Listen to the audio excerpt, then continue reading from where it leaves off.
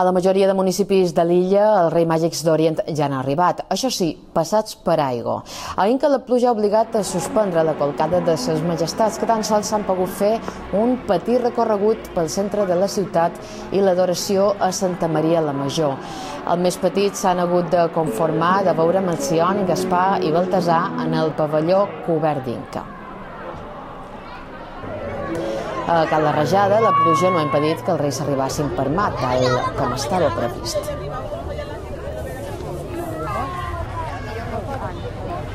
I acabam amb aquestes imatges, ja ho sabeu, avui a dormir prest i no oblideu deixar beure i menjar pel camell dels reis, esperant que vos duguin molts regals. Passau una bona nit, nosaltres tornant demà a l'hora de sempre. Adéu, bona nit.